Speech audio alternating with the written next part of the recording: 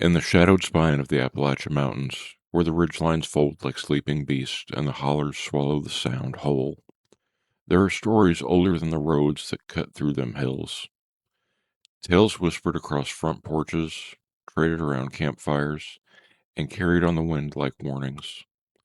Some say the mountains remember, some say the mountains watch, and some say the mountains are home to things that were never meant to be named. Tonight we follow these stories in the dark, from the shape-shifting race of forgotten mining towns to the river-born horrors lurking beneath the black water currents, to the creatures that stalk the tree line long after the last lantern's gone out. These are the cryptids of the Appalachian Mountains, and they are waiting. Welcome to House of the Wolf Horror. The mountains are listening. What Watches in the Trees, written by Flayed Wolf, narrated by Steph. I had never seen mountains like these. Ireland has its rolling green humps, soft and worn down by time, but Appalachia rose in long, brooding waves that looked older than anything I'd ever stood beneath. They seemed to breathe. That was my first impression as the bus wound through the narrow roads. The mountains inhaled and exhaled, pulling mist through the trees like lungs drawing smoke. I'd come for a research fellowship, a short-term exchange between my university in Galway and a small cottage tucked somewhere in between the folds of West Virginia. I'd imagined quaint towns, friendly locals, maybe a few hikes. I hadn't imagined the silence. It wasn't the peaceful kind. It was the sort that made you feel watched. The bus driver didn't speak much. He had a face like carved bark and eyes that flicked towards the tree line every few minutes. When he finally dropped me at the edge of the campus, he didn't offer a goodbye. He only said, "Don't wander at night," before pulling away. I stood there with my suitcase, the air thick and humidity, and the smell of wet leaves. The campus buildings were small, brick structures that looked like they'd been placed there reluctantly. Beyond them, the forest pressed close, as if waiting for the right moment to swallow everything. My lodging was a guest cabin behind the main hall. It was simple, clean, and smelled faintly of cedar. I unpacked, made tea, and tried to shake the feeling that something was off. Maybe it was the isolation. Maybe it was the way the woods seemed to lean towards the windows. I told myself I was being dramatic. I'd grown up on ghost stories and folklore. My imagination had always been too eager. Still, when I stepped outside to explore the campus, I kept glancing over my shoulder. The first person I met was a groundskeeper named Marlene. She was in her 50s, wiry, with a sharp jaw and a voice that sounded like gravel. She eyed me with a mix of curiosity and caution. "You're the Irish girl," she said, wiping her hands on her jeans. "We don't get many from overseas." "I'm here for the folklore program," I said, "studying regional myths." Her expression tightened. "You'll find plenty of those. Folks around here have stories older than the dirt." I smiled, expecting her to elaborate, but she didn't. Instead, she looked towards the woods. "You hear anything strange," she said, "you come straight inside. Don't try to figure it out." "What kind of strange?" She hesitated. "You'll know." That didn't help calm my nerves. I thanked her and continued walking, trying to absorb the place. The campus was small, barely a handful of buildings, all surrounded by forest that seemed to stretch forever. The trees were tall and thin, their branches tangled like fingers. Birds called somewhere deep within, but I couldn't see them. I wandered toward the trailhead marked with a wooden sign, Pine Hollow Loop, 2.3 miles. I wasn't planning to hike yet, but curiosity tugged at me. I stepped a few feet into the trail, letting the canopy swallow the sunlight. The air grew colder. The forest floor was soft with pine needles. Then I heard it. A rustle, a crack, something moving deeper in the trees. I froze, listening. It wasn't a squirrel or a bird. It was heavier, slow, deliberate. I stepped back towards the trailhead, heart thudding. The sound stopped. The woods went still. I told myself it was a deer. They were common here. Nothing to worry about. But as I turned to leave, I felt a prickle at the back of my neck, the unmistakable sensation of being watched. I didn't look back. I walked quickly toward the cabin, locked the door, and tried to shake the unease. That night, I laid awake listening to the forest, the wind moving through the branches, making them creak like old bones. Every so often, I heard something else, a soft thud, a distant crack, a low sound that might have been an animal, or something trying not to sound like one. The next morning, I met with Professor Halstead, the head of the folklore program. He was a tall man with a gentle voice and a beard that made him look like a kindly wizard. He welcomed me warmly, offered coffee, and asked about my trip. I tried to mention the strange feeling I had near the trail, but he waved it off. The woods here play tricks on newcomers, he said. You'll adjust. He gave me a stack of local legends to review, stories of mountain spirits, coal mine ghosts, and creatures that lurked in the hollows. One story caught my eye. The not deer. I'd heard of it online, usually in the context of urban legends or creepypasta. But this was different. The account was written by a local hunter decades ago. His description was unsettling. It looked like a deer, but wrong. Its legs bent the wrong way. Its eyes didn't reflect like an animal's. It watched me with a human stillness. I felt a chill reading it. Halstead noticed my expression. That one unsettles everyone, he said. Don't take it too seriously. But he didn't sound convinced. Later that afternoon, I decided to walk the campus again. The sun was bright, the air warm, and I felt braver. I wandered toward the edge of the woods, stopping near a clearing where a few picnic tables sat. That's when I saw it. At first, I thought it was a deer. It stood at the tree line, half hidden by shadows. Its coat was a mottled brown, its body slender. But something was off. Its legs were too long, its neck too stiff, its head tilted at an angle that looked uncomfortable. I squinted, trying to make sense of it. The creature didn't move. It didn't twitch its ears or flick its tail. It stood perfectly still, like a statue. Then it stepped forward. The movement was wrong.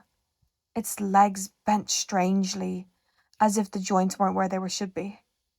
Its head turned toward me, and I saw its eyes. They were dark, too dark. No shine, no reflection, just pits. A cold wave washed over me. I took a step back. The creature took a step forward. I didn't breathe. Then Marlene appeared beside me, carrying a toolbox. She saw the creature and froze. Inside, she said quietly. What is that? I whispered. Inside, she repeated, her voice sharp. I didn't argue. I followed her to the nearest building, heart pounding. When I looked back, the creature was gone. Marlene shut the door behind us. Her hands shook. You don't go near the woods alone, she said. Not now. What was it? She didn't answer. She only stared at the door, as if expecting it to open. That evening, Halstead invited me to dinner at his home, a cozy cabin a short walk from campus. I accepted, hoping for answers. The encounter had rattled me more than I wanted to admit. His wife, Ellen, cooked a hearty stew and asked about Ireland. I tried to be polite, but my mind kept drifting back to the creature. Finally, I asked, Do people here talk about the not deer? Halstead paused, spoon halfway to his mouth. Ellen looked at him, then at me. Where did you hear that? Halstead asked. I saw something today, I said. It looked like a deer, but wrong. Ellen set her spoon down. You need to be careful, she said softly. Halstead sighed. Most locals avoid the woods after dusk. Some avoid them entirely. Why? He hesitated. There are things in these mountains that don't behave like normal wildlife. Old things. Strange things. That's not an explanation. No, he agreed. But it's the truth. Ellen leaned forward. If you see something that looks like a deer, but doesn't move like one, don't stare at it. Don't approach it. And don't let it follow you. Follow me? They do that sometimes, she said. My stomach tightened. Halstead tried to lighten the mood, but the tension lingered. When I left, Ellen pressed a small flashlight in my hand. For emergencies, she said. I thanked her and walked back to my cabin, the beam cutting through the darkness. The woods loomed on either side of the path. Every rustle made me jump. When I reached the cabin, I locked the door and closed the curtains. I tried to sleep, but my mind replayed the creature's eyes. Empty, dark, watching. Sometime after midnight, I heard something outside. A soft thud, then another. Slow, heavy. I sat up, heart racing. The sound moved along the side of the cabin. A scraping noise followed, like something brushing against the wood. I held my breath. The footsteps stopped near the window. Silence. Then a low sound. Not quite a growl. Not quite a breath. Something in between. I didn't move. I didn't dare. After what felt like an eternity, the sound faded. The footsteps retreated. The woods went quiet. I didn't sleep at all. By morning, I felt hollow from lack of rest. I met Halstead for a scheduled research session, but I could barely focus. He noticed. You look pale, he said. Something was outside my cabin last night. He frowned. Did you see it? No, but I heard it. He rubbed his temples. Stay on campus today. Don't go near the woods.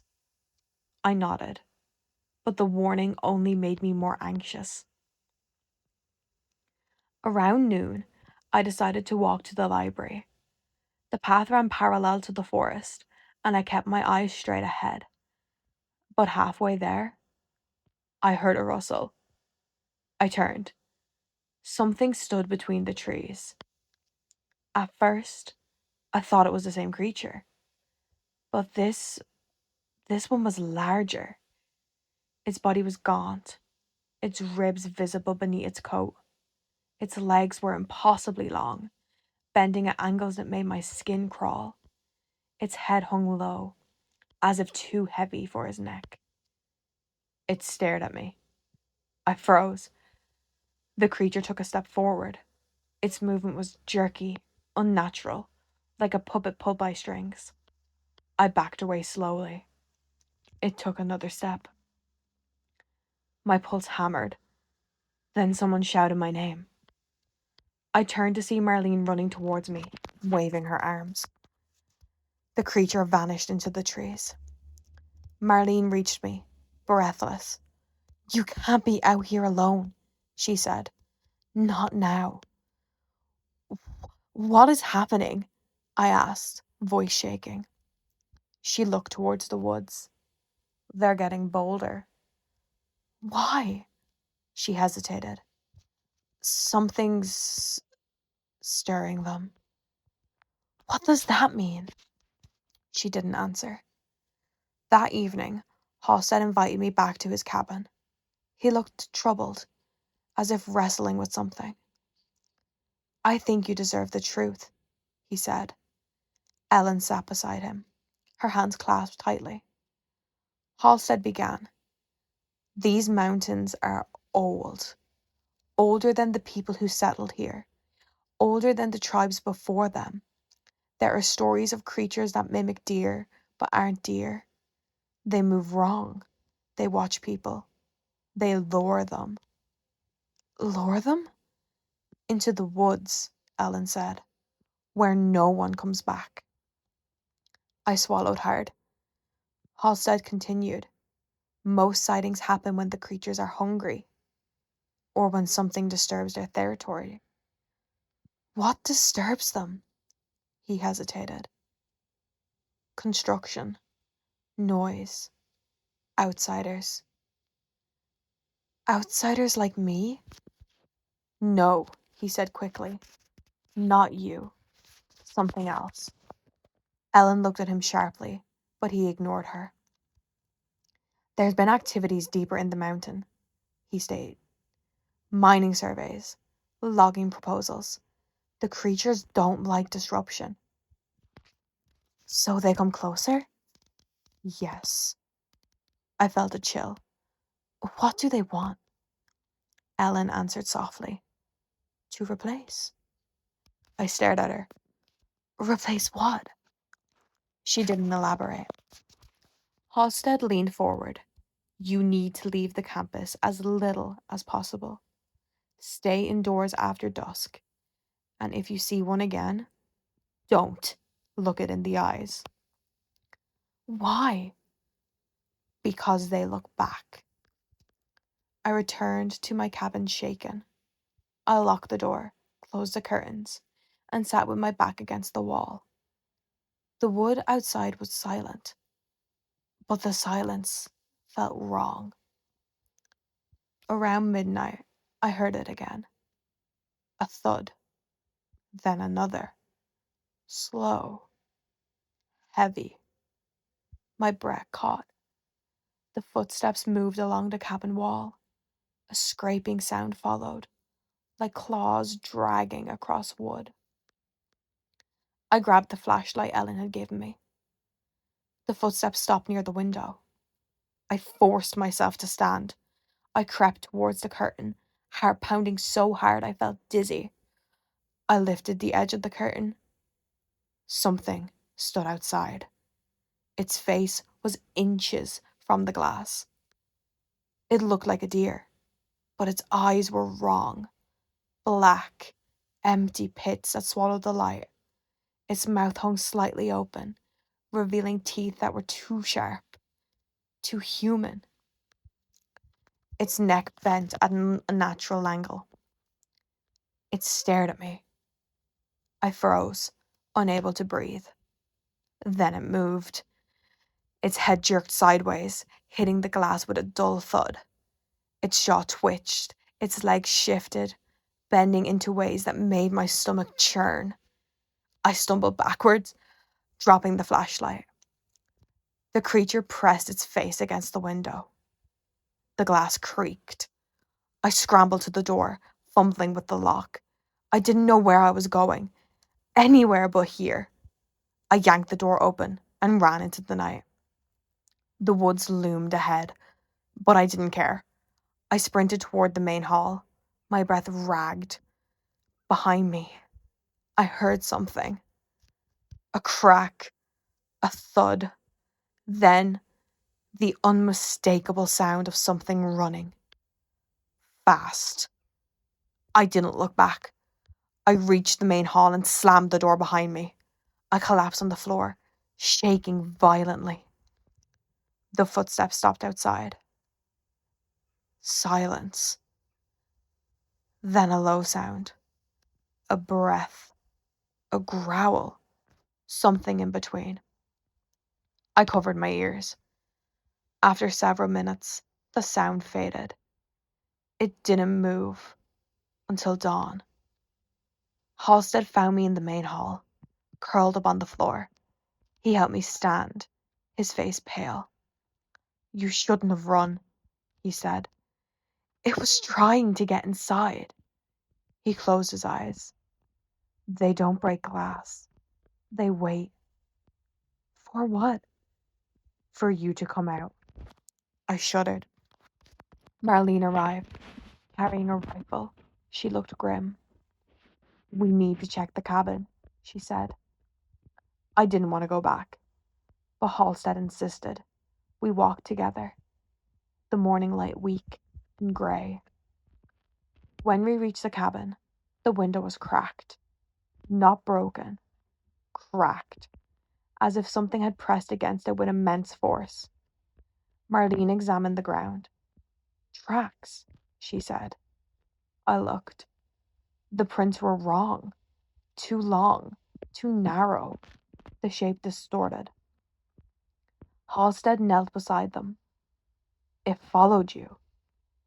"Why me?" I whispered. He didn't answer. Marlene stood. "We need to drive her into town. She can't stay here." Halstead nodded reluctantly. We packed my things quickly. I felt sick, terrified, exhausted. As we loaded the car, I glanced toward the woods. Something stood between the trees, tall, thin, watching. I looked away. We drove down the mountain road, the forest pressing closer on each side. I kept my eyes on the passing trees, half expecting to see the creature running alongside us. After several miles, the road curved sharply. Marlene slowed. That's when we saw it, standing in the middle of the road. A deer, but not. Its legs were bent wrong, its body twisted, its head hung low, then snapped upward with a jerky motion.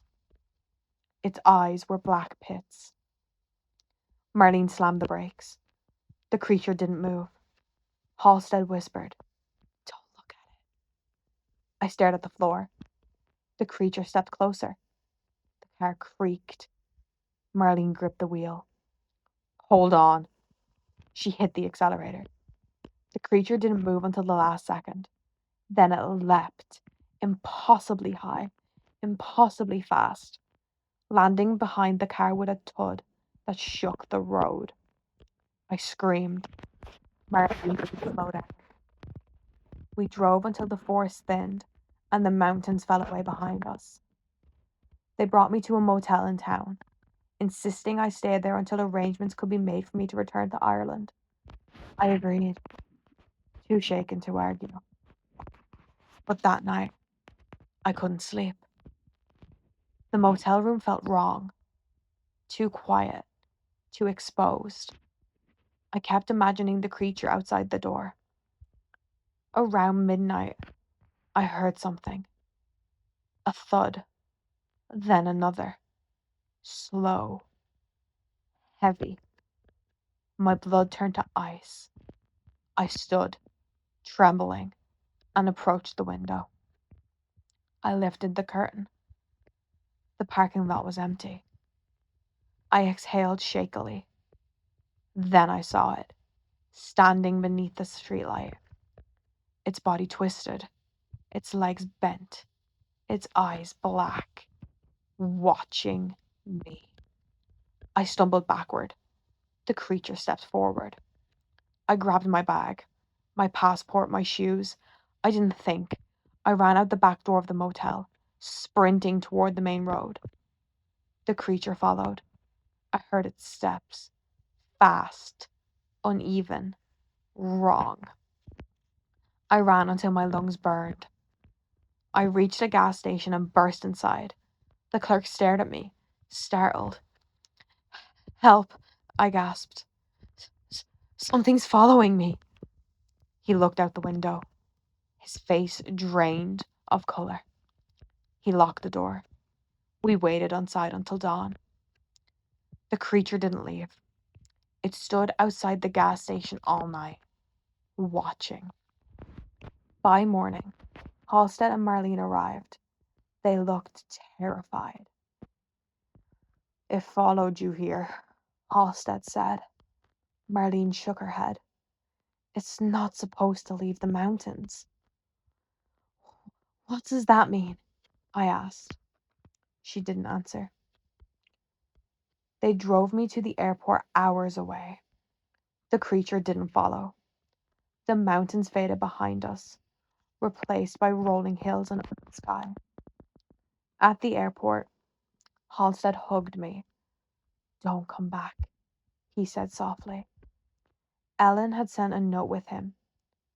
"If you dream of it, don't look at its eyes." I boarded the plane, hands shaking. As we lifted into the sky, I looked down at the landscape, the forest, the mountains, the winding roads.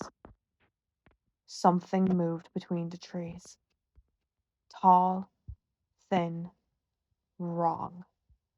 I blinked, convinced it was just a trick of the light, but the shape remained. Even from thousands of feet in the air, I recognized the unnatural angles of its limbs. The creature stood at the edge of the forest, head tilted upward, watching the plane ascend, watching me leave. My stomach twisted. I gripped the armrest until my knuckles whitened. The plane banked, turning away from the mountains, and the creature vanished from sight. But the feeling didn't. It stayed with me through the entire flight. A cold, crawling awareness that something had marked me, chosen me, followed me. I told myself it was fear, trauma, exhaustion. But deep down, I knew better. Some things don't stop at borders. Some things don't stop at oceans. Ireland felt different when I returned. Smaller, quieter, familiar in ways that should have comforted me, but instead made me uneasy.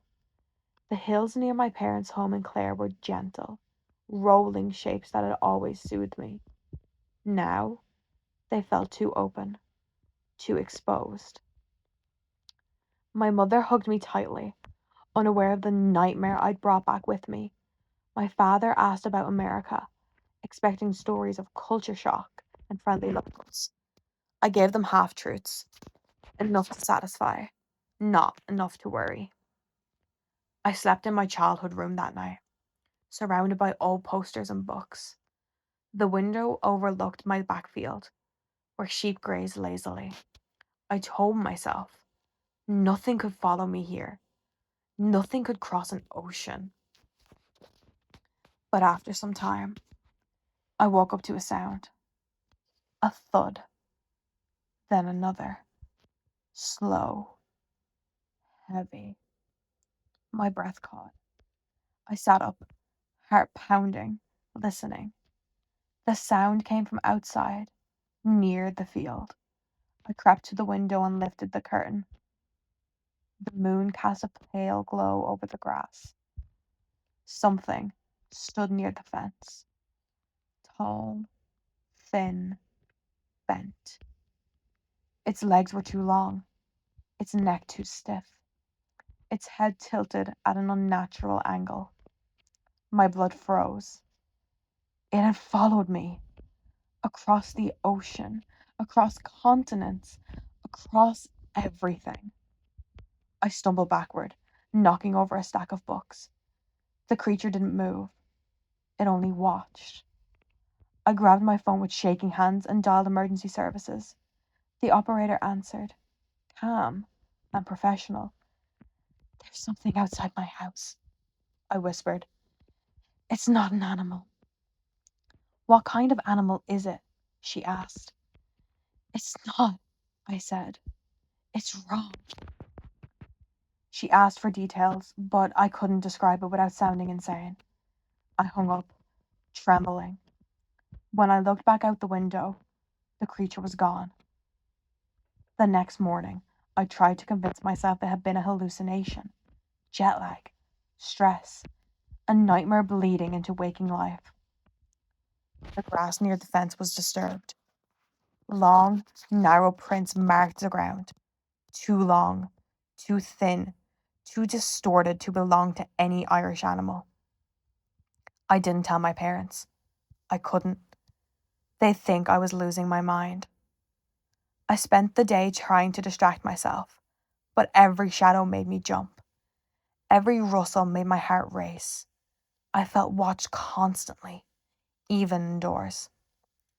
That night, I locked my window and kept the curtains down. I lay awake, listening to the quiet hum of the countryside. Around 2 in the morning, I heard it again. A thud, then another. Slow, heavy. I covered my ears, shaking. The forest moved along the side of the house. A scraping sound followed, like claws dragging across stone. I squeezed my eyes shut. The footsteps stopped near my window. Silence. Then a low sound. Not quite a growl, not quite a breath. Something in between. I didn't move. After several minutes, the sound faded. I didn't sleep at all. I couldn't stay silent. I needed answers. I contacted Halstead, sending a frantic email describing what I'd seen. He replied within hours. They don't cross oceans, he wrote. They shouldn't be able to. But they had. He asked for photos, but I couldn't bring myself to take any. The thought of pointing a camera at the creature felt like inviting it closer. Halstead suggested contacting a local folklorist in Ireland, someone who specialised in cross-cultural myth migration. I reached out to Dr. Aoife Brennan, a professor at Trinity College. She agreed to meet. Her office was cluttered with books, artifacts, and old maps. She listened patiently as I recounted everything. The campus, the woods, the creature, the stalking. When I finished, she leaned back, thoughtful. You're describing a mimic, she said. A creature that imitates familiar forms to lure prey. I know that, I said. But why me? She hesitated. Some mimics imprint on individuals. They follow them, study them. For how long? Until they're ready. Ready for what? She didn't answer. Instead, she asked, Did you ever look it in the eyes? I swallowed. Yes. She closed her eyes. That's why it followed you. What happens now? She didn't answer. I returned home shaken. My parents noticed my anxiety but didn't press. I stayed indoors, avoiding windows, avoiding the fields. But the creature didn't stop. Every night, it came closer. Every night, the footsteps grew louder. Every night, the scraping lasted longer. One night, I heard something new. A voice, soft, low, wrong. It whispered my name. I froze, heart hammering against my ribs. The voice came from outside the window. Open. I shook my head violently. Open. I covered my ears. The voice grew louder. Open. I screamed. My parents rushed into the room, panicked. They didn't hear the voice. They didn't hear the footsteps. They didn't see the shadow outside the window. They thought I was having a breakdown. Maybe I was. But the creature was real. I couldn't stay in the house. I packed a bag and left before dawn, walking towards the cliffs near the coast. The wind was strong, the waves crashing violently below. I felt safer there, away from fields and forests. But safety was an illusion. As I stood near the edge, catching my breath, I heard it. A thud, then another. Slow, heavy. I turned. The creature stood several meters away. Its legs bent wrong, its neck twisted, its eyes black. Watching. I backed towards the cliff edge. It stepped forward. I felt the wind whip my hair, the sea roaring below. The creature moved closer. I shouted, "What do you want?" It tilted its head. Its mouth opened. A sound came out. Not a word, not a growl. Something in between. A mimicry of speech. A broken attempt at language. It stepped closer. I stepped back. My heels slipped on loose gravel. The creature lunged. I fell. The world spun. Wind roared. The sea rose to meet me. Then a hand grabbed my wrist. Strong. Human. I looked up. A fisherman had seen me from the path. He pulled me back from the edge, shouting in panic. When I looked behind me, the creature was gone. My parents insisted I seek help. Doctors, therapists, specialists. They believed I was suffering from trauma-induced hallucinations. I let them believe it. It was easier than the truth. But I know what I saw. I know what followed me. I know what still watches. Because even now, months later, in a small apartment in Dublin, I hear it. A thud, then another, slow, heavy, outside my window. I don't look. I don't breathe. I don't move. Because I know what waits there. Tall, thin, bent, wrong, watching, waiting, replacing. And I know one day, when I finally gathered the courage to look out the window, it will be standing there, closer than ever, smiling with a mouth that shouldn't be able to smile. And when it does, I will understand the truth. You don't escape a not deer. You only delay it. I've spent most of my adult life patrolling the Ohio River corridor, and I used to believe I understood its rhythms. The river has moods, just like any living thing. Some nights it hums with insects and distant boat engines. Other nights it lies still, as if it's listening. But the night everything changed, the river felt like it was holding its breath. My shift began at dusk. The sky was a bruised purple, the kind that promises a storm but never delivers.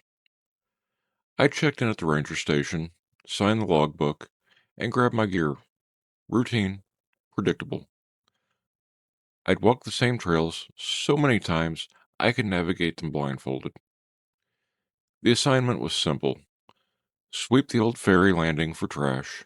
Teenagers had been using it again, leaving beer cans and broken glass scattered across the concrete slab. I didn't mind the cleanup. It gave me an excuse to walk the shoreline, listen to the water, and clear my head. I headed out along the narrow trail that wound through cottonwoods and sycamores. The air smelled like wet bark and river silt. A faint mist hovered above the ground, clinging to my boots as I walked. I remembered thinking, it was unusually cold for this time of year. This time of year was early summer. Halfway down the slope, my flashlight flickered. Not a full outage, just a quick, sharp blink. I tapped it against my palm. It steadied, but the moment left a strange unease crawling up my spine. I changed the batteries that morning. The river came into view through the trees, a wide black ribbon stretching towards the horizon. The surface looked sluggish, almost thick, as if the current had been dragged. Even the usual chorus of crickets had gone silent. The quiet pressed against my ears. I stepped onto the cracked concrete of the ferry landing. The place had been abandoned since the late 70s, but the metal posts still jutted from the water like rusted bones. I swept my light across the ground, spotting a few crushed cans and torn hoodies. Nothing unusual. Then the river moved. A heavy splash echoed from somewhere beyond the posts. Not the quick plunk of a fish, not the slap of a beaver tail. This sound carried weight, mass with intent. I straightened, scanning the water. The surface rippled outward in slow circles. Something had broke through from below. I should have radioed it in. Protocol says any unusual disturbances near the shoreline get reported. But curiosity has always been my worst habit. I stepped closer to the edge, listening. The river answered with a low churn, like a submerged engine turning over. The sound vibrated through the concrete under my boots. A pale shape surfaced 20 yards out. At first, I thought it was driftwood, a long, smooth form rising from the current. But driftwood doesn't move against the flow, and it doesn't lift its head. The creature's skull broke the surface, narrow, angular, ridged like weathered stone. Water streamed down its face in rivulets. Two reflective eyes stared directly at me, catching the moonlight like polished metal. My breath stalled. The thing rose higher, revealing a torso plated with overlapping scales. Its arms were elongated, ending in splayed fingers that dragged through the water. The lower half remained submerged, but I could see the faint undulating of something serpentine below the surface. It didn't swim, it glided. I whispered, "What in God's name?" The creature tilted its head. The motion was disturbingly human. The river around me began to ripple outward in concentric rings. The air thickened with a smell like damp earth mixed with copper. My skin prickled. I felt watched, not just by the thing in front of me, but by the water itself, as if the river had become an extension of its awareness. The creature sank until only its eyes remained above the surface. Then it spoke. Not in any language I recognized. The sound wasn't vocal. It was vibration that traveled through the ground and into my bones. A warning, a claim, a reminder that I was standing on something older than the park, older than the ferry landing, older than the towns along the riverbank. The mud beneath my boots softened. I stumbled back as the shoreline sagged, collapsing into the river like something had hollowed it out from below. The creature rose again, closer now, its movements impossibly smooth. It reached the shallows without making a sound. I ran. Branches whipped my arms as I tore up the trail. Behind me, the river erupted with violent splashes, multiple, overlapping as if the shapes had joined it. I didn't look back. I didn't want to know how many eyes were watching me flee. When I reached the ranger station, I slammed the door and locked it. The windows rattled. The river was nearly half a mile away, yet I could hear the water churning like a storm surge. Then came the tapping, soft, precise, knuckles against glass. I approached the window slowly. Outside, the darkness pressed against the pane like a living thing. A silhouette stood just beyond the reach of the porch light, tall, lean, and motionless. Its head was angled towards me, those reflective eyes fixed on mine. The tapping stopped. The creature leaned closer, its breath fogging the glass in a narrow oval. I saw the scales along the jaw flex, shimmering like wet shale.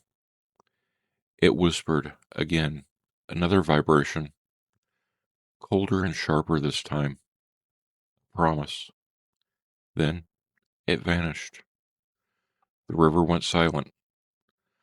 I stayed awake until sunrise, listening for any sign it had returned. None came, but the shoreline near the ferry landing has changed. The mud is carved with long parallel grooves, each one deeper than my forearm. And every night since the river moves with that same sluggish drag, as if something enormous is still down there, waiting. I know it saw me. I know it remembers. And I know it will come back. I didn't file the incident report until late afternoon the next day. I told myself it was because I needed time to think, but the truth was simpler. I didn't know how to explain what I'd seen without sounding unhinged. Rangers deal with strange things: injured wildlife, lost hikers, the occasional drunk who wanders into the woods, but nothing prepares you for a creature that watches you with deliberate intelligence. When I finally sat down at the desk, the station felt too quiet. The hum of the fluorescent lights seemed louder than usual. I stared at the blank incident form, pen hovering above the paper. The words refused to come. I settled on describing it as an unidentified aquatic animal. That was the safest phrasing. No mention of humanoid features, no mention of the tapping on the window. I wrote that the shoreline had collapsed unexpectedly, possibly due to erosion. I noted the unusual river activity. I left out everything that would get me flagged for a psychological evaluation. I turned in the report to my supervisor, Ranger Captain Willis, a man who'd been working the river longer than I'd been alive. He read it slowly, his brow furrowing, deeper with each line. When he finished, he set the paper down and looked me over the rim of his glasses. "You're sure about this?" he asked. "I'm sure about what I saw," I said carefully. He tapped the report with one finger. "This reads like something big was moving under the shoreline." "It felt that way." Willis leaned back in his chair. "We've had odd sightings before. Fishermen claiming they saw something large in the water. Boaters reporting strange wakes. Nothing concrete. But this?" He paused. "This is different." I waited, unsure where he was going. "There's a file," he said finally. "Old one. Goes back decades. Might be worth a look." He didn't elaborate. He didn't have to. I knew the tone he used. Cautious, measured. The way someone speaks when they're not sure whether they're opening a door or closing one. He led me down the hallway to the archive room. The place smelled like dust and old paper. Metal filing cabinets lined the walls, each drawer labeled with faded stickers. Willis unlocked one of the bottom drawers and pulled out a thick folder, bound with a rubber band. "River anomalies," he said. "Started in '78. Last entry was about 10 years ago." He handed it to me. The folder felt heavy, as if the paper inside carried more weight than its physical mass. I stood at the table and opened it. The first report was from a ferry operator who'd claimed he'd seen a long, pale shape moving beneath the surface near the landing. He described it as serpentine and unnaturally smooth. The operator had drawn a crude sketch: an elongated body with a narrow head. The next report was from a fisherman who'd found deep grooves carved into the mud along the shoreline. He'd assumed it was some kind of large fish, but the spacing between the grooves suggested something wider than any known species. Then came a series of accounts from a hiker who'd heard strange vibrations near the riverbank. One described it as if it was humming, something that made his teeth ache. Another said it felt like the ground was breathing. I flipped through page after page, each one more unsettling than the last. The descriptions varied, but the pattern was unmistakable. Something large, something intelligent, something that had been in the river for a long time. The final report was dated 2016. A ranger named Dalton had written it. I remembered him vaguely. Quiet guy, kept to himself. He'd left the service suddenly. No explanation. His report was short. Observed a tall, scaled figure near the shoreline at dusk. Creature submerged before I could approach. River activity increased significantly afterwards. Recommend further explanation and investigation. No sketch, no elaboration, just a blunt statement that mirrored my own experience. I closed the folder, my pulse thudding in my ears. Willis watched me from the doorway. You're not the first, he said quietly. Why isn't this public? I asked. He shrugged. People panic, and we don't have proof. Just sightings, rumors. The river's deep, it hides things. I thought about the creature's eyes, the way they reflected the moonlight. It wasn't hiding last night. Willis nodded slowly. Maybe it's getting bolder. The conversation ended there. He returned to his office, leaving me alone with the folder. I read through the reports again, searching for patterns. The sightings clustered around the old ferry landing and the stretch of shoreline about 2 miles downstream. The descriptions of the creature varied slightly. Some said it was pale, others said it was dark, but the shape was consistent. Elongated, humanoid torso, serpentine lower body. I found myself tracing the grooves drawn in one of the sketches. They matched the marks I'd seen that morning. The river had been carving its own record. I spent the rest of the day reviewing maps, checking water depth charts, and comparing them to the locations of the sighting. The riverbed near the ferry landing dipped sharply, forming a deep trench that extended towards the center of the channel. If something large lived down there, it would have plenty of room to move unseen. By evening, the sky had turned a dull gray. Clouds gathered over the water, heavy and low.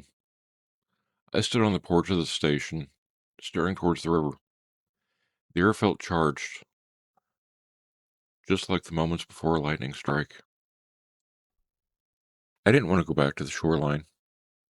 Every instinct told me to stay away, but I also knew that ignoring the creature wouldn't make it disappear. It had approached the station. It had followed me. It had made itself known. I grabbed my gear and headed down the trail. The woods were quiet again, but not in the peaceful way they sometimes get at dusk. The silence felt intentional, as if the forest itself was waiting. The mist from the previous night had returned, clinging to the ground in thin sheets. When I reached the ferry landing, the river looked different. The surface was unnaturally smooth, like a sheet of black glass. No ripples, no current, just stillness. I stepped onto the concrete, scanning the water. A faint vibration traveled through the ground, subtle but unmistakable. It pulsed in a slow rhythm, like a heartbeat. I crouched, placing my hand on the concrete. The vibration intensified. The river shifted. Hail shape rose from the depths, larger than before. The creature surfaced slowly, deliberately, its eyes locking onto mine with unsettling focus. Water streamed down the scales, pooling at its feet as it stood in the shallows. It was taller than I remembered. Its torso was lean, almost skeletal, with ridges running along its sides. Its arms hung at its sides, fingers splayed. The lower half remained submerged, but I could see the faint ripple of something massive beneath the surface. It didn't move toward me. It didn't make a sound. It simply watched. The vibration grew stronger, traveling up my legs and into my chest. My heartbeat synced with it, each pulse matching the rhythm. I felt dizzy and disoriented, as if the creature was pulling me into its cadence. I forced myself to step back. The creature tilted its head, mirroring my movement. Its eyes narrowed slightly, reflecting the dim light like polished stone. Then it sank beneath the surface, vanishing without a ripple. The river resumed its normal flow. I stood there for a long time, staring at the water. The creature hadn't threatened me. It hadn't chased me. It had simply appeared, watched, and left. But the message was clear. It knew I'd returned, and it wanted me to see it. I didn't sleep that night. Every time I closed my eyes, I saw the creature's silhouetted frame in the station window, its breath fogging the glass. The memory clung to me like river mud, cold, heavy, and impossible to shake off. By morning, my nerves felt frayed, but I forced myself back into the routine. Rangers don't get days off for nightmares. I arrived at the station early. Willis wasn't there yet, so I made coffee, sat at the desk, staring at the folder of river anomaly reports. The pages looked older in the daylight, their edges yellowed and brittle. I flipped through them again, slower this time, searching for anything I'd missed. One detail stood out. The earliest sightings clustered around a specific date, June 12th, 1978. Three separate reports described a large pale form, surfacing near the ferry landing. All three mentioned vibrations in the ground. All three noted the river behaving strangely. June 12th. Yesterday had been June 12th. I felt a chill crawl up my spine. I dug deeper into the folder, pulling out a small envelope tucked behind the main reports. Inside were photocopies of handwritten notes, messy scrawls from someone who clearly hadn't intended for them to be official records. The handwriting belonged to a man named Harold Hal McCready, a ferry operator who'd worked the river for nearly 40 years. His notes were dated between 1978 and 1983. Saw it again. Same place, same time. Pale head rising above water, watching me. River slowed. Felt like the current was holding its breath. Vibration stronger tonight. Felt it in my teeth. It followed the boat. Stayed just beneath the surface. Could see the outline. Not a fish. Not a snake. Something else. The final note was the shortest. It knows I'm alone. I sat back, heart thudding. Hal had seen the same creature decades before I was even born, and he'd seen it repeatedly. I needed to talk to him. A quick search through the park's personal records showed Hal had retired in 1984. He lived in a small town about 20 minutes upriver. I grabbed my keys and headed out, telling myself this was part of the investigation. But the truth was simpler. I needed answers from someone who'd looked into those reflective eyes and survived. The drive followed the river, winding through the stretches of dense forest and open fields. The water looked normal, brown, choppy, alive. Hard to believe something monstrous lurked beneath it. Hal's house sat on a hill overlooking the river, a weathered porch wrapped around the front, cluttered with fishing gear and old tools. I knocked on the door. It opened slowly. Hal McCready was in his late 70s. The image showed the river at dusk. In the shallows, near the ferry landing, pale shape rose from the water. The photo was grainy, but the creature's head was unmistakably narrow, ridged, reflective eyes staring directly towards the camera.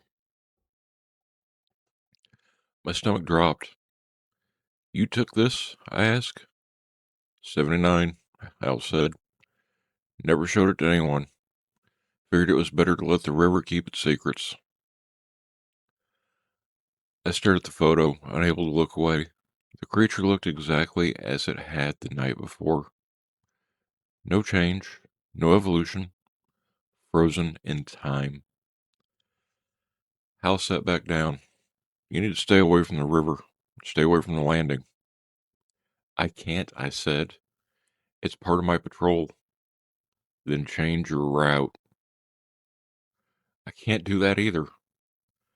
Hal sighed. Then you're in trouble. I left his house with the photograph tucked inside my jacket. The sky had darkened, clouds gathering over the river. The wind carried a faint metallic scent, coppery, damp, familiar. The river looked restless. I drove back to the station, my mind racing. Hal's warnings echoed my head. The creature remembers faces. It doesn't stop once it notices you. When I arrived, Willis was waiting on the porch. Where'd you go? We asked. Interview, I said. Retired ferry operator. He nodded. Good. We need all the information we can get. I handed him the photograph. He stared at it for a long time. Jesus, he whispered. This is something. We need to investigate, I said. Properly. Willis looked at me, eyes troubled. We don't have the resources for something like this. We can start small, survey the shoreline, monitor the riverbed, set up cameras. He hesitated. If we do this, we do it quietly. Agreed. We spent the next hour planning. Willis assigned me to lead the survey team. We'd begin at dawn, mapping the shoreline near the ferry landing and downstream. We'd place motion-activated cameras along the bank. We'd use sonar equipment to scan the riverbed. It felt good to have a plan, something concrete, something rational. But as night fell, the river grew louder. The wind died, the insects went quiet. The water churned with slow, deliberate movements, as if something massive was shifting beneath the surface. I stood on the porch staring toward the dark tree line. A faint vibration traveled through the ground. Then another, and another. The rhythm matched the creature's cadence. The river was calling, and I knew it wasn't finished with me. Dawn arrived with a thin veil of fog clinging to the treetops. The river looked calm from a distance, but I'd learned not to trust appearances. Water can hide anything if it wants to. Willis met me at the station with two other rangers, Miller and Torres, both seasoned, both skeptical. I didn't blame them. If I hadn't seen the creature myself, I wouldn't have believed a word of it. We loaded the survey equipment into the truck. Sonar scanner, GPS mapping tools, motion-activated cameras, soil probes, and a portable vibration meter Willis had borrowed from the geology lab. The plan was simple: document everything. If the river was changing, we needed proof. The trail to the ferry landing felt different in daylight, less threatening, more familiar. But the silence remained. No birds, no insects, just the steady hum of the river in the distance. When we reached the landing, Miller let out a low whistle. Jesus, what happened here? He said. The shoreline had collapsed even further overnight. The mud had slumped inward, forming a shallow basin that extended several feet into the water. Deep grooves carved enough through the silt, parallel and evenly spaced, like claw marks from something enormous. Torres crouched near the edge, running her gloved hand along the parallel grooves. These aren't natural, she said. No way. Willis nodded. Document everything. We spent the next hour mapping the shoreline. The sonar scanner revealed something unexpected: a deep trench running parallel to the bank, far deeper than the surrounding riverbed. It looked like a channel, carved deliberately, not by erosion or current, but by movement. Something had been traveling along the riverbed, repeatedly. Miller stared at the sonar display. That's not normal, he said. Nothing in this river is big enough to carve that. I didn't respond. I didn't need to. We set up motion-activated cameras along the shoreline, spacing them every 50 yards. Torres mounted one on a tree overlooking the collapsed bank. If anything comes out of that water, she said, we'll see it. I hope she was right. By midday, the fog had burned off, leaving the sky a pale blue.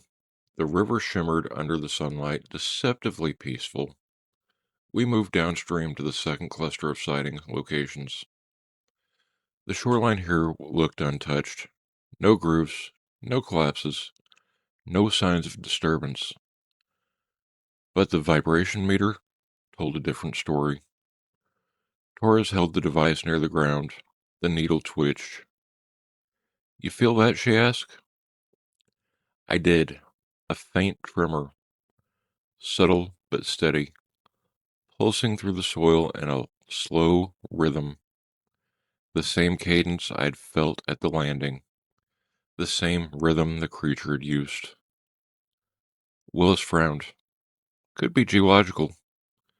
Could be, Torres said, but it's localized, only near the river. We followed the tremors along the shoreline. They grew stronger near a bend in the river where the water deepened.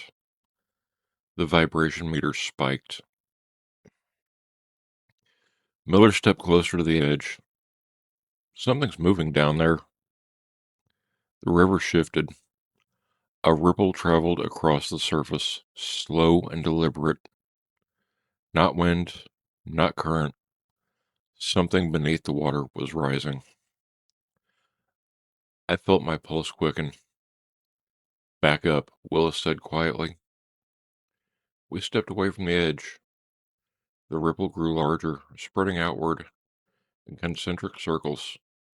The water darkened as if something massive was displacing it from below. Then the surface broke.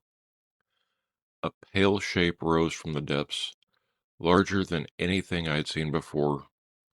The creature surfaced slowly, its head emerging, first narrow, ridged, reflective eyes locking onto us with unsettling clarity. Water streamed down its scales, catching the sunlight in shimmering patterns. Torres gasped. Miller swore under his breath. The creature lifted higher, revealing its torso.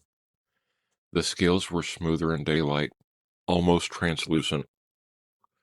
Ridges ran across sides, flexing with each movement. Its arms hung down to its sides. each finger tipped with a dark, curved claw. The lower half remained submerged, but the water churned around it, hinting at something massive beneath the surface. It didn't approach or retreat, it simply watched.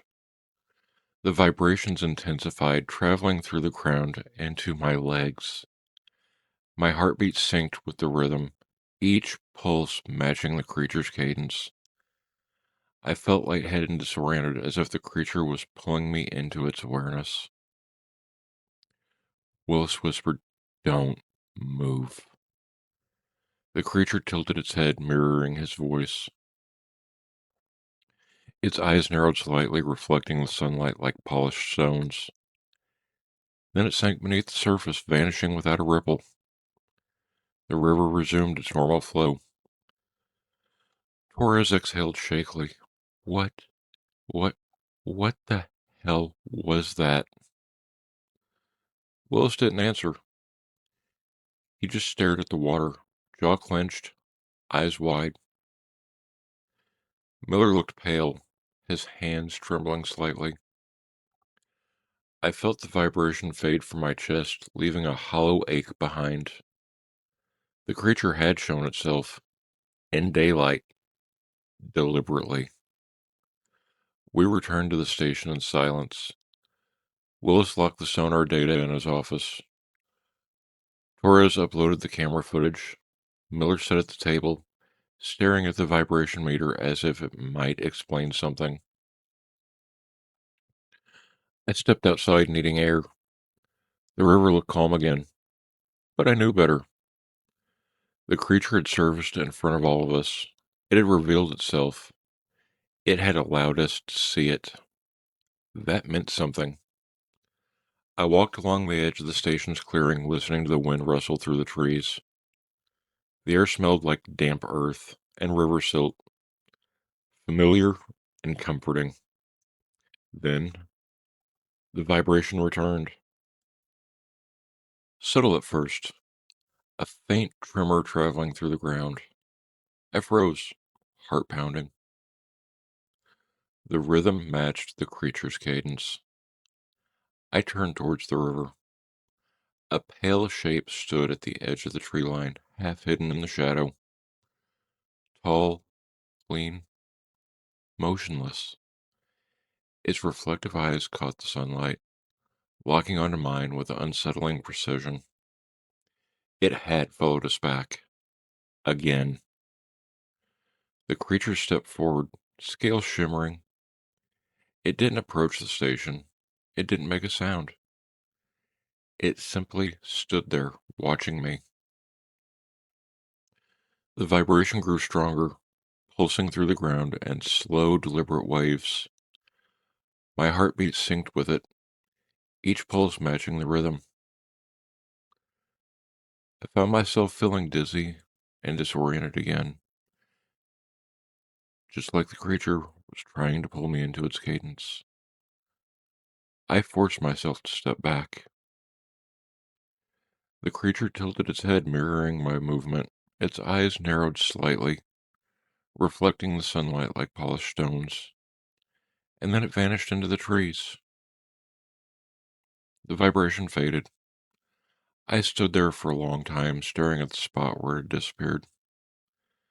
The creature wasn't just observing, it was studying, learning, testing boundaries. It had chosen me. The footage came just after midnight. Torres had set the cameras to upload automatically to the station server.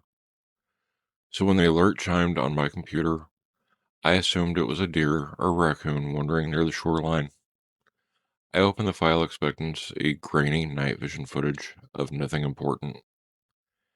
Instead, I saw the river moving like a living muscle. The camera overlooking the collapsed bank had captured the water rising and falling in slow, rhythmic pulses. Not waves, not current, breathing. The river was breathing. Then something surfaced. Pale ridge broke through the water first, gliding towards the shore with deliberate precision. The creature's head emerged next, those same reflective eyes catching the infrared light like two burning coals. It lifted its torso out of the water, scales shimmering with monochrome glow. But it wasn't alone. Behind it, several elongated shapes moved beneath the surface, dark silhouettes sliding through the water in coordinated formation. They didn't rise fully, but their outlines were unmistakable, long, smooth, and massive. The creature on the shore turned towards the camera. It stared directly into the lenses.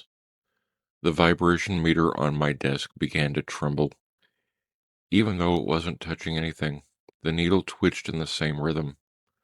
I'd felt it in my chest the day before. The creature leaned closer to the camera, its reflective eyes filling the frame. Then the feed cut out. I sat frozen, my pulse hammering. The creature wasn't just observing anymore. It was communicating, showing itself, showing its numbers. I replayed the footage twice, each time feeling the same cold dread settle deeper into my bones. The river wasn't home to one entity, it was home to many, and they were coordinated. I forwarded the footage to Willis. He arrived at the station within 15 minutes, hair disheveled, shirt half buttoned. He watched the video in silence, jaw tightening with each passing second. When it ended, he exhaled slowly. This this is beyond anything we're equipped to handle. We need to alert the state, I said. He shook his head. Not yet. Not until we understand what we're dealing with. We're dealing with multiple creatures, I said. Intelligent ones. Willis rubbed his temples. If we go public with this, we'll have panic. Media, crowds, people coming to the river looking for monsters. We need more data. I wanted to argue, but he wasn't wrong. The river couldn't handle a swarm of curious thrill seekers, and if the creatures felt threatened, I didn't want to imagine what would happen. Willis assigned Torres and Miller to review the rest of the footage. I stepped outside needing air. The night was humid, thick with the smell of river silt. The trees rustled softly in the breeze, and the vibration returned. It traveled through the ground in slow, deliberate pulses, once again syncing with my heart instantly, each thud matching the rhythm. I felt a sharp ache in my ribs like something inside me was shifting. I pressed a hand to my chest. The vibration grew stronger. I staggered back, gripping the railing of the porch. The world tilted, my vision blurred. The rhythm pulsed through my bones, my teeth, my skull. It felt like the creature was inside me, pulling me into its cadence. Then it stopped. The night returned to normal. The insects resumed their chorus. The breeze felt natural again. But the ache in my chest remained.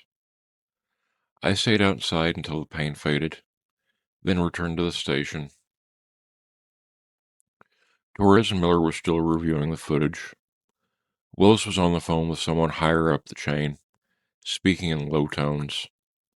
I sat at my desk, staring at the vibration meter. The needle was still twitching. Even though the ground felt steady, I reached out and touched the device. The needle jumped. A sharp pulse shot through my arm, traveling up to my shoulder. I jerked back, heart racing. The vibration meter continued to tremble, reacting to something I couldn't feel. I realized then the creature's rhythm wasn't just affecting the ground, it was affecting me. The next morning, the survey team returned to the shoreline. The collapsed bank had changed again. The grooves were deeper, wider, as if something enormous had dragged itself across the mud during the night. Torres crouched near the edge. These weren't here yesterday. Miller nodded. Something's moving closer to land. Willis scanned the river with binoculars. Keep your eyes open. I walked along the shoreline, studying the grooves. They were spaced evenly, each one carved with deliberate force. The mud was compacted, almost hardened, as if the creature's weight had compressed it. I placed my hand on one of the grooves. A faint vibration traveled through the mud. I jerked my hand back. Torres noticed. You okay? Yeah, I lied. We continued downstream. The vibration meter spiked near the bend of the river. The water looked darker, thicker, as if something massive was stirring beneath the surface. Miller pointed. There. A pale shape rose from the depths, gliding towards the shore. The creature surfaced slowly, reflective eyes locking onto us with unsettling clarity. It lifted its torso out of the water, scales shimmering in the sunlight. Then another shape surfaced beside it, and another. Three creatures stood in the shallows, watching us with identical stillness. Their movements were synchronized, their posture mirrored. They tilted their heads in unison, reflective eyes narrowing slightly. The vibrations intensified, pulsing through the ground in slow, deliberate waves. Everything seemed to sync with them, instantly in rhythm. The ache in my chest returned, sharper this time. Willis whispered, Don't move. The creatures stepped closer. Their lower bodies remained submerged, but the water churned around them. The vibration grew stronger. My vision began to blur. The creatures tilted their heads again, mirroring my dizziness. Their reflective eyes locked onto mine as if they were studying me specifically. And just like that, they sank back below the surface without a ripple. The river resumed its natural flow. Torres exhaled shakily. They're getting bolder. Willis nodded and coordinated. Miller looked pale. We need help. I didn't respond. I couldn't. The ache in my chest pulsed with each heartbeat, matching the creature's rhythm. I stood there still dizzy and disoriented as if the vibration had left something inside of me. Something that didn't belong. We returned to the station in silence. Willis locked the sonar data in his office. Torres uploaded the footage, and Miller just sat at the table. The river was calm again, or it looked that way, but I knew better. The creatures weren't just observing anymore. They were communicating, and they had marked me. The ache in my chest didn't fade overnight. It lingered like a bruise beneath the ribs, pulsing in slow, steady waves. Every time the river shifted, the ache answered. Every time the vibration meter twitched, my heartbeat followed. I didn't tell Willis or the others. I didn't want to be pulled off the investigation, and I didn't want to admit the truth. The creature had left something inside of me. By morning, the sky hung low and heavy, thick with humidity. The river looked swollen, its surface darker than usual. The current moved sluggishly, dragging debris along the bank. Something was changing. Willis called an emergency meeting in the station's main room. Torres and Miller sat at the table, both looking exhausted. I took a seat across from him, trying to ignore the dull throb in my chest. Willis placed a stack of printed sonar scans on the table. These were taken at dawn, he said. The trench near the ferry landing has widened. Torres frowned. How much? By nearly 20 feet. Miller swore under his breath. That's impossible.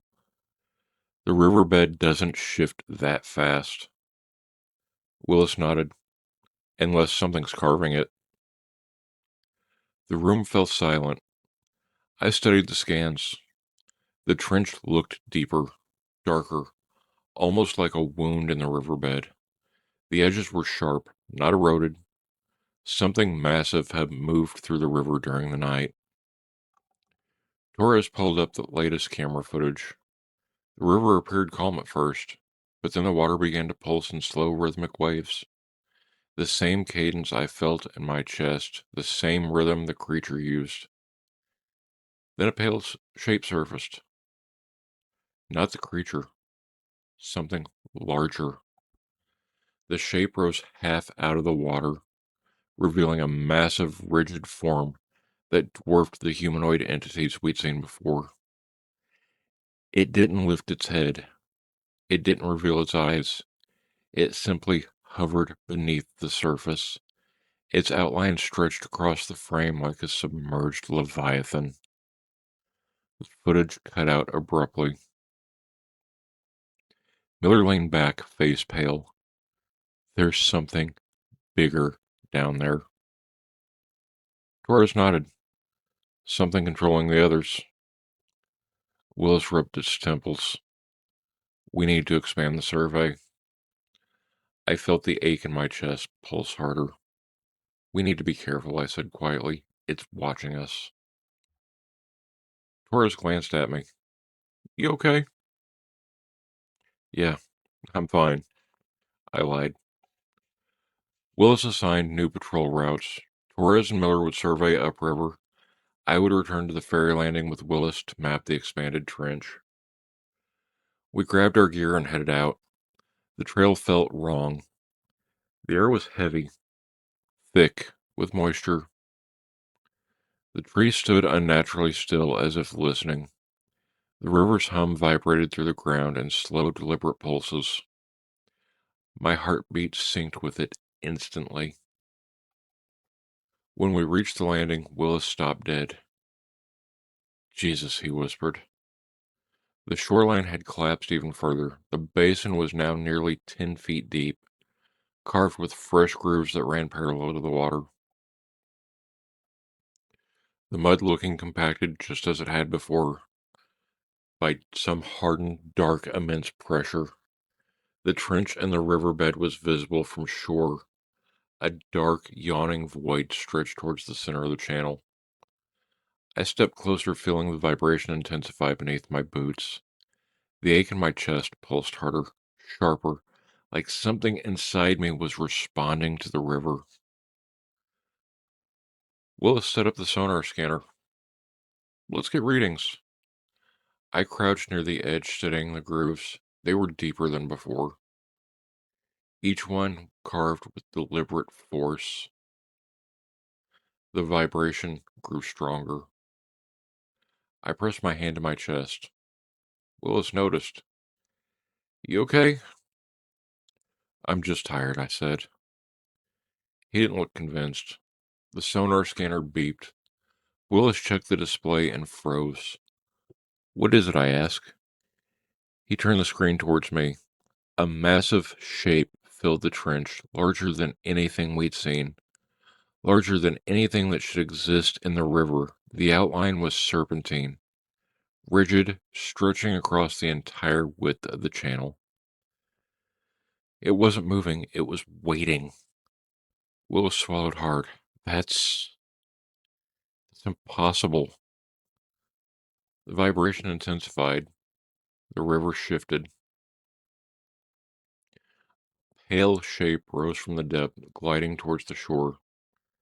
The creature surfaced slowly, reflective eyes locking onto us, unsettling with clarity. It lifted its torso out of the water, scales shivering in the sunlight. Then another shape surfaced beside it, and another. Three creatures stood in the shallows, watching us with identical stillness. Still synchronized, they tilted their heads in unison.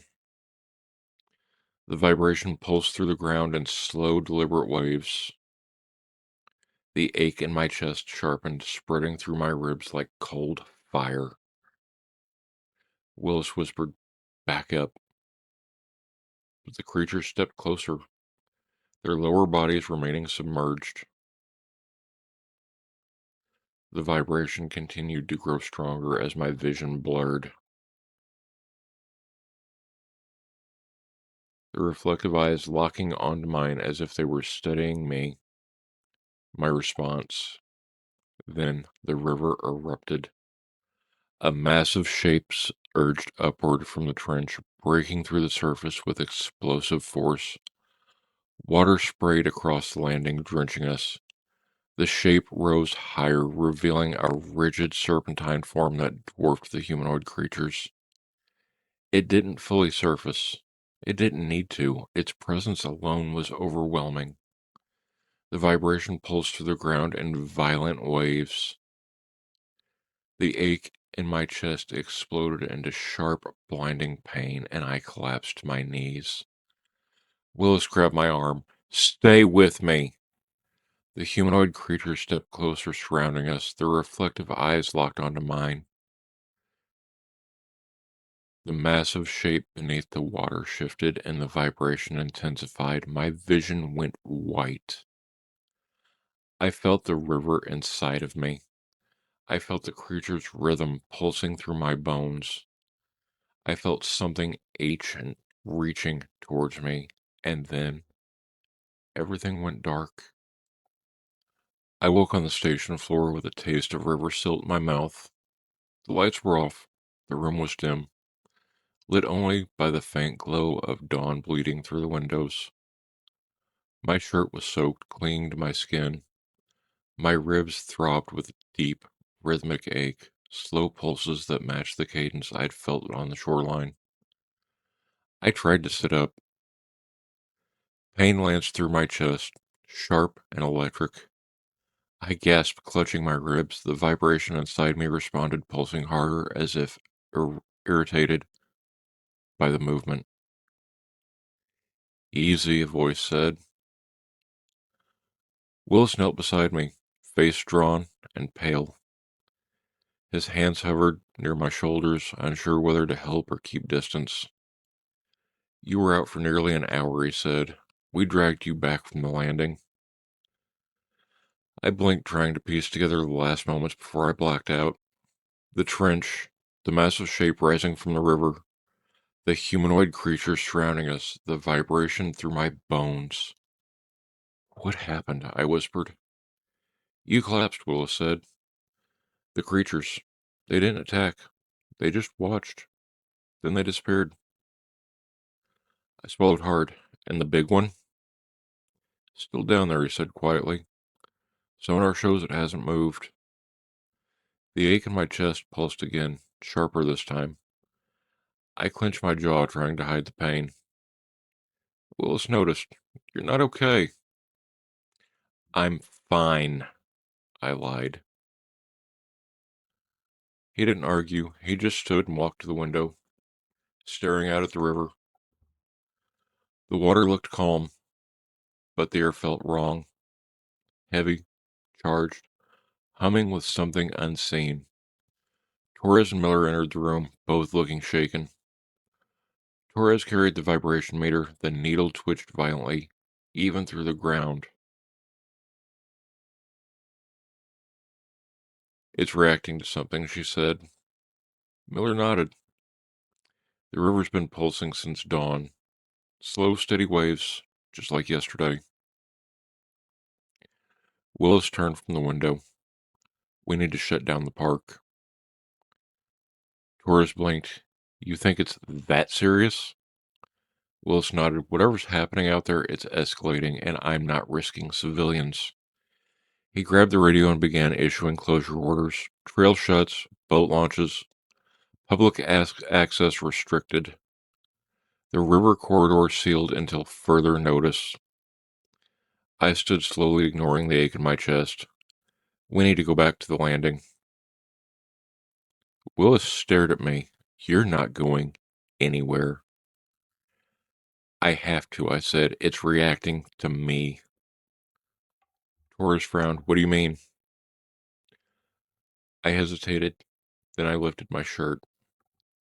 A faint pattern had formed across my ribs. Pale, rigid lines that shimmered under the fluorescent lights. They weren't bruises. They weren't scars. They looked like scales. Torres stepped back. Miller swore under his breath, and Willis stared, jaw clenched. It's inside me, I said quietly. The vibration, the rhythm, it's changing something. Willis shook his head. We're getting you to a hospital. No, I said sharply. They can't help. And if the creature reacts to me, taking me away might make it worse. Torres swallowed hard. You think it marked you? I know it did. The room fell silent. Outside, the river shifted. A low rolling churn echoed through the trees. The vibration meter spiked. The ache in my chest pulsed harder, sharper, spreading through my ribs. Willis grabbed his gear. We're going back to the landing. Torres and Miller followed. I grabbed my jacket, ignoring the pain. We stepped outside into the heavy morning air. The river hummed beneath the ground, pulsing in slow waves. The trail was alive. The trees stood unnaturally still. The air was like copper and damp earth. The vibration traveled through the soil. We'd reached the landing. The river was already shifting. The trench had widened again. The basin was deeper. Fresh grooves still ran parallel to the water, and the mud looked compacted. The vibration intensified. Willis raised the sonar scanner. Something's rising. A massive shape surged upward from the trench, breaking through the surface with explosive force. It didn't need to fully surface. The humanoid creatures surfaced beside it, 6 of them, moving in perfect formation. They lifted their torsos out of the water, watching us. I staggered forward. Torres grabbed my arm. Don't go closer. But the creatures reacted instantly. The pain in my chest intensified, and I dropped to my knees. The creatures stepped closer, surrounding me. Their movements were synced, their postures mirrored, studying me with the same unsettling precision. Willis shouted, "Back away from him!" The creatures didn't respond. They focused entirely on me. The vibration pulsed through my bones. The ache in my chest spread across my ribs, forming new ridges beneath the skin. The creatures leaned closer, their reflective eyes locked on mine. The massive shape beneath the water shifted again, and the vibration intensified. I felt the creature's rhythm pulsing in my bones. I felt that something ancient was reaching into me. Then everything snapped. The pain vanished. The creatures froze. The massive shape beneath the water went still, and the river fell silent. I opened my eyes, and the creatures were gone. The trench was empty, and the river looked normal, brown, choppy, alive. Willis stared at me, pale and shaking. What did you do? I looked at my ribs. The ridges were gone. The ache had vanished, and the vibration meter lay still. I I don't know, I whispered. Torres stepped forward. The river. It stopped pulsing. Miller nodded. Whatever has happened, it's over. But I knew better. The river hadn't stopped. It hadn't paused. It had retreated. It had let me go. For now. I stood slowly, staring at the water. The surface rippled gently in the breeze. The river looked calm, peaceful, and innocent. But beneath the surface, something waited. Something ancient, something intelligent, something that had marked me, and one day it would return. Because the river doesn't forget, and it doesn't forgive. It only waits. I've been a ranger in land between the lakes for 14 years, and in that time, I've learned two truths that matter more than any training manual.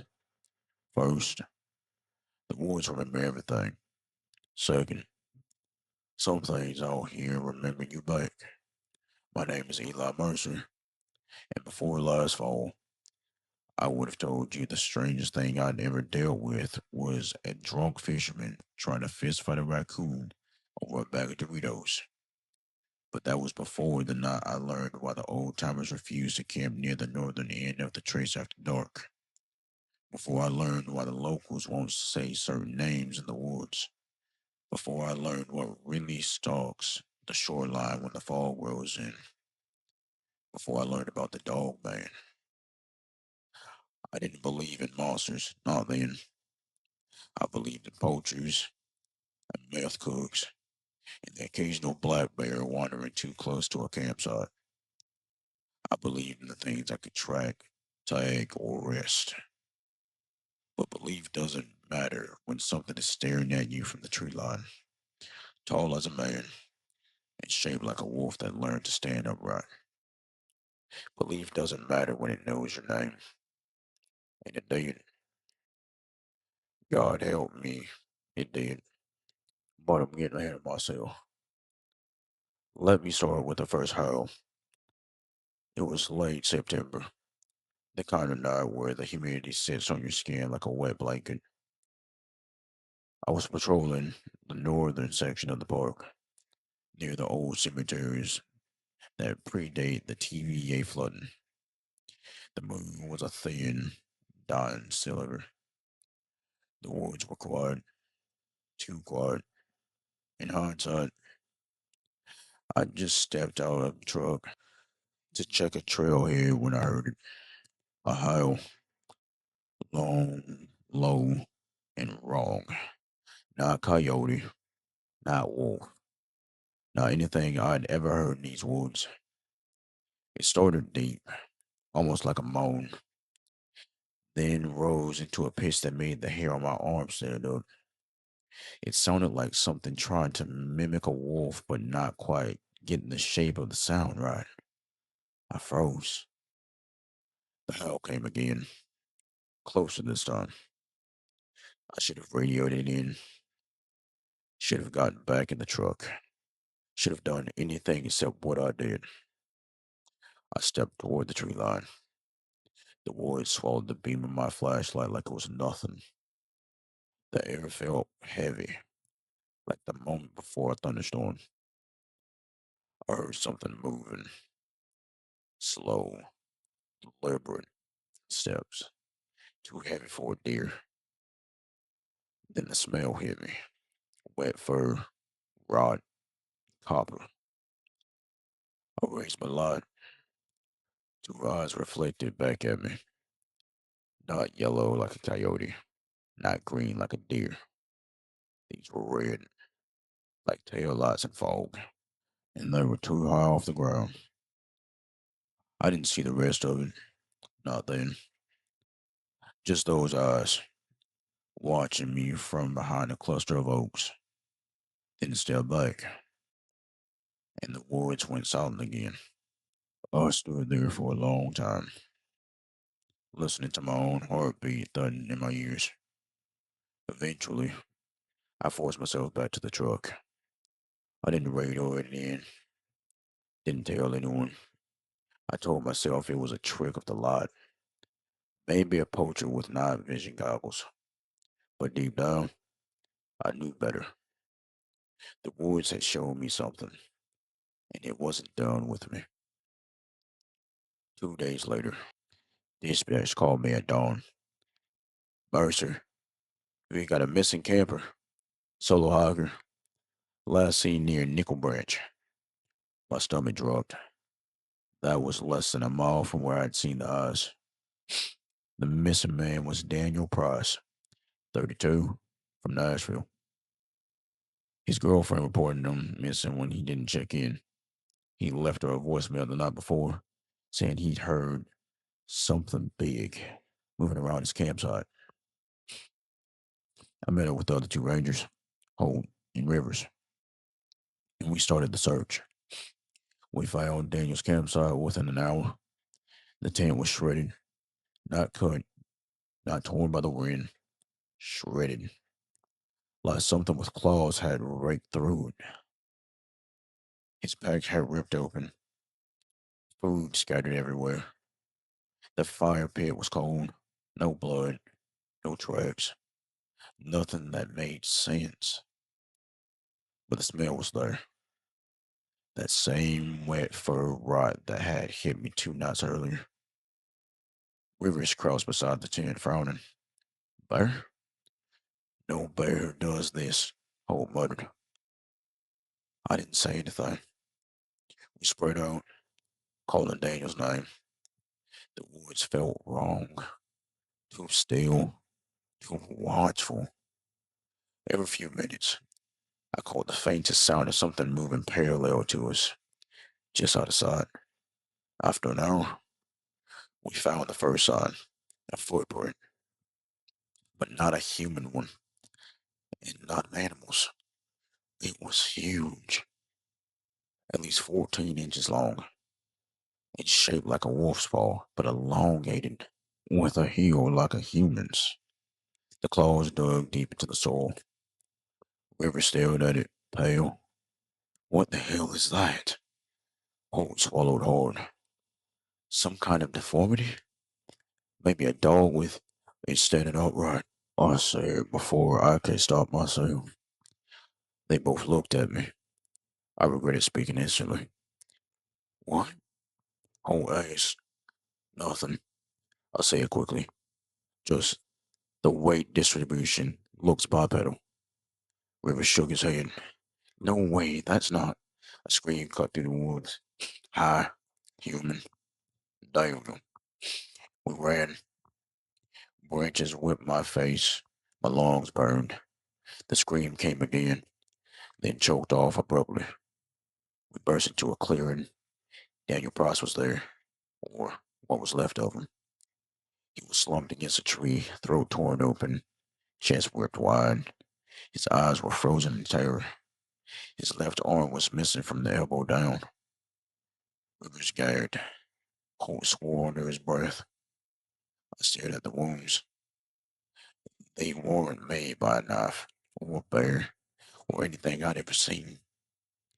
They looked like they'd been made by something with hands, large hands, with claws. I felt eyes on me, watching, waiting.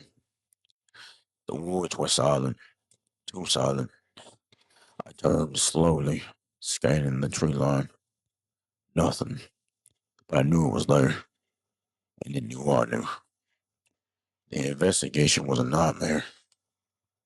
The official report blamed a bear. Everyone knew it wasn't a bear, but no one wanted to say otherwise. People don't like admitting there are things in the woods they can't control. 2 nights after Daniel's body was found, I was driving the trace, heading back to the station, when I saw a figure standing on the shoulder. Old man, long hair, weathered face, wearing overalls and a flannel shirt.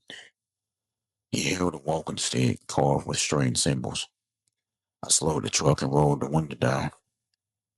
You all right, sir? You right? He stepped closer, peering at me with pale blue eyes. You're the one. It's so, he said, blood ran cold. Excuse me? No, man, he said simply. It's Marchie. I stared at him. Sir, I don't know what you're talking about. He leaned in, voice low. You saw his eyes. That's all it needs. It knows your scent now, knows your voice, knows your fear. I swallowed on. Who are you? Name's Caleb Wood, he said. My family's been living near these woods since before the lakes were made. We know what walks here. I hesitated. What is it?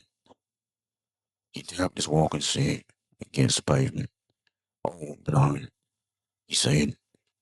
Older than the tribes, older than the settlers. A thing born out of hunger and moonlight. A thing that don't take kindly to be insane. I forced a laugh. With respect, sir, I think you've been listening to too many campfire stories. He didn't smile. You think I'm telling stories? Boy, I've buried kin because of that thing.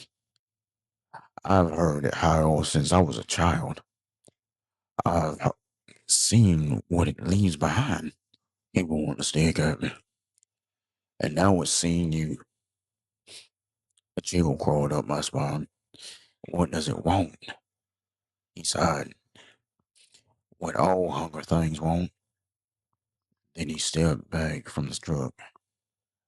You best stay out them woods at night, Ranger Mercer, or you'll end up like that poor boy they found. I opened my mouth to ask more, but he was already walking away,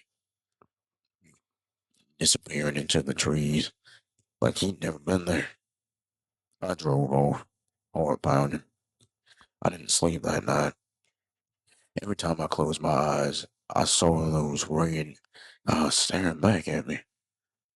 3 nights later, I was assigned a late patrol near the northern shoreline.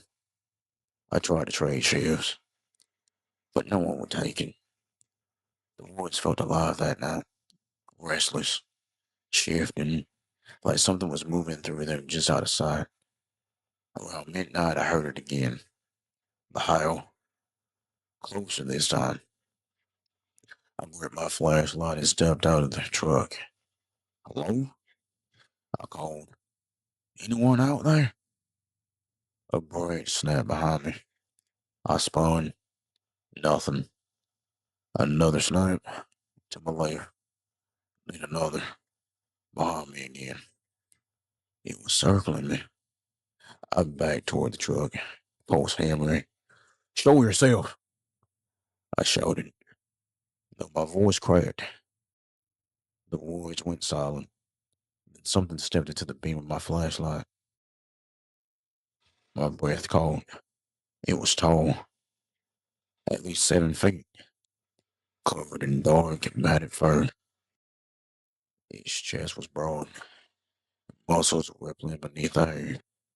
Its arms were long and hands tipped with curved claws. Its legs were bent like a wolf's, but thicker, built for power. And its head was that of a wolf, but wrong.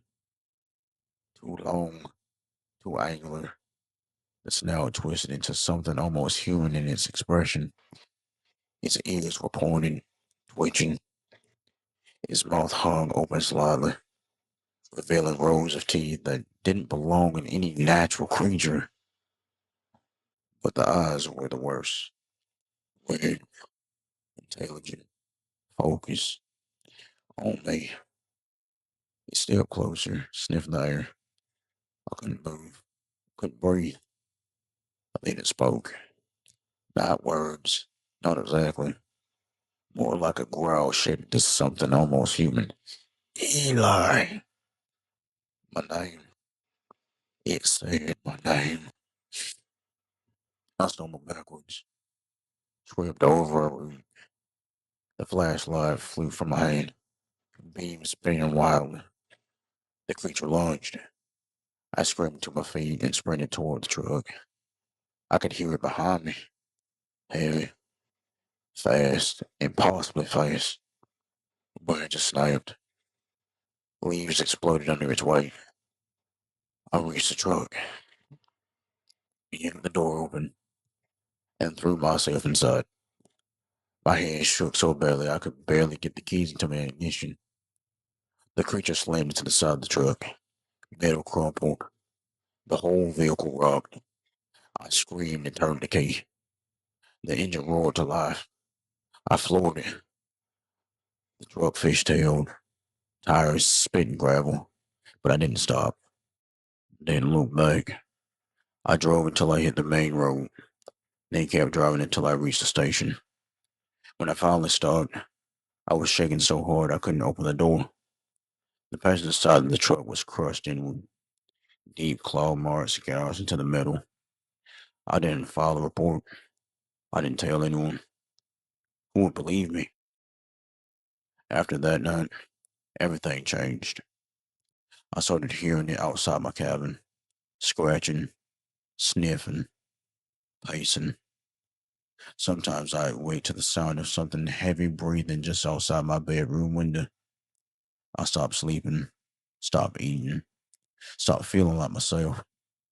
One morning, I found footprints in the mud behind my cabin, the same prints we found near Daniel's body.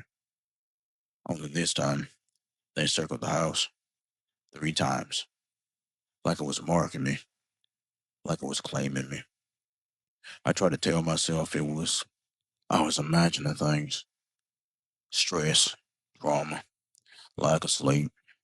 But then I found the deer. It was lying on my porch, throat torn out, eyes missing. His body was arranged neatly, almost ritualistically, a gift or a warning. I called Holt and told him I was sick. He didn't question it. I spent the rest of the day sitting in my living room with a shotgun across my lap, listening to the wolves breathe. That night, it came again. I heard the footsteps first, slow, deliberate, circling the cabin, and then the scratching on the siding, then the breathing at the window. I forced myself to look. His face was inches from the glass, following it with each breath. His eyes locked on mine.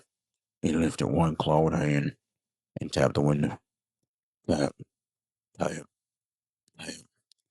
Then it smiled, a human smile, twisted, wrong. I screamed and fired through the glass. The blast shattered the window, blowing shards into the night. Silence. Then a low, rumbling growl. It wasn't hurt. It was angry. I grabbed my keys and ran to the truck, peeling out of the driveway so fast I nearly hit a tree. I drove until I reached the main ranger station, heart pounding, hands shaking. I slept in the supply closet that night, or tried to. Every time I closed my eyes, I saw his face, smiling, waiting. The next morning, I drove straight to the northern trace. I needed answers. I found Caleb Rudd sitting on a fallen log, holding a piece of cedar like he'd been expecting me. "You look like hell," he said without looking up. "It came to my cabin," I said, voice shaking. "It said my name." He nodded slowly. "It knows you now. How do I stop it?" He sighed. "You don't." I grabbed his arm. "There has to be something." He met my eyes. "You can't kill it. Not with bullets. Not with fire. It's older than all that. But you can make it lose interest." "How?" "You leave." I stared at him. "Leave the park?" "Leave Kentucky," he said. "Leave the lakes. Leave the woods. Leave everything behind. If you put enough distance between you and it, maybe, just maybe, it'll find someone else to hunt." I shook my head. "I can't just run." He leaned in close. "Son, you ain't running. You're surviving."